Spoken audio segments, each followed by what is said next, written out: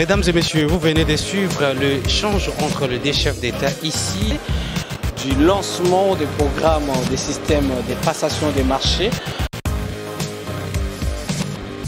En vertu de l'article 138 de notre Constitution de la République, je m'étais évertué d'adresser une question écrite à son Excellence le vice-premier ministre, ministre de l'Intérieur, de la Sécurité, concernant bien entendu de tracasseries et plusieurs bavures observées dans le chef de la police nationale.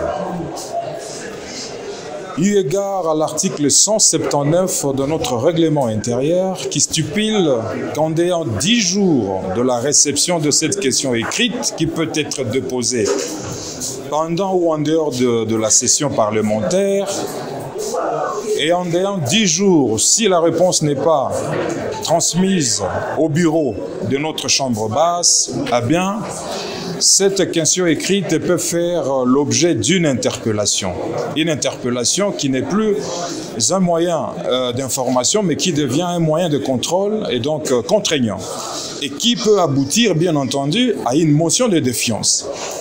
Puisque depuis le 25 août 2022, la date à laquelle j'avais déposé cette question écrite, jusqu'à aujourd'hui, le 13 octobre 2022, je n'ai pas encore reçu de suite, eh bien, je me suis décidé, à mes risques et périls, advient que pourra, parce que je ne fais que jouer mon rôle parlementaire, d'être la voix de nos concitoyens sans voix, je me suis décidé d'initier une interpellation contre le vice-premier ministre, ministre de l'Intérieur. Je ne dirais pas pour incompétence notoire, mais je dirais plutôt parce que le tracasserie policière, en tout cas, taraude les esprits de nos concitoyens.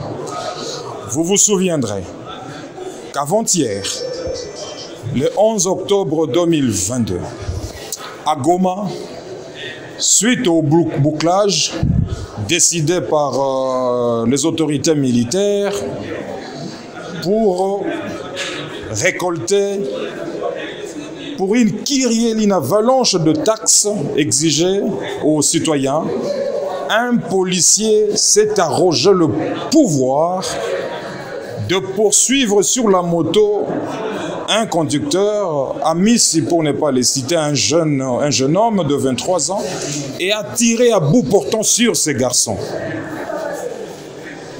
Au jour d'aujourd'hui, même ici à Kinshasa, on constate, on observe de plus en plus un phénomène où on embarque les véhicules de paisibles citoyens au niveau du centre-ville, de véhicules qu'on ramène dans une fourrière au Kalufungula, et pour récupérer le véhicule, vous devez payer plus ou moins 150 $, sous prétexte de mauvais stationnement.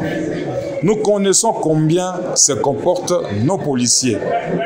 Alors, je pense que plutôt que de commencer par débarrasser tout le véhicule en panne, ces carcasses qui obstruent même le passage au niveau des avenues, même dans nos cités, eh ben, c'est des citoyens qui vont à leurs occupations en ville qu'on doit tracasser de cette façon-là.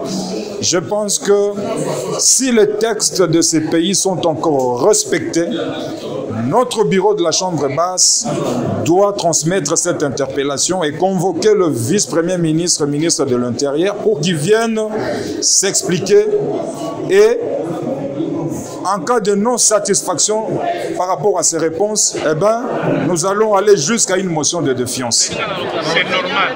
Tant que c'est mieux, moyen de réfléchir sur bien bonjour.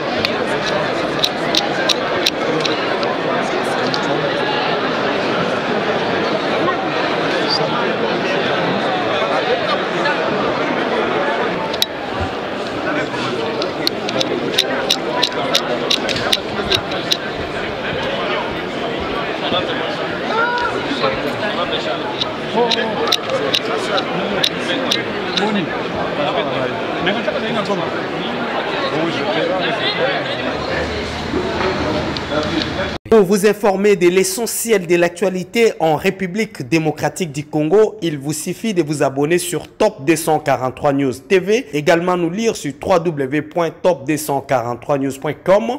Au nom de toute la rédaction, nous vous remercions.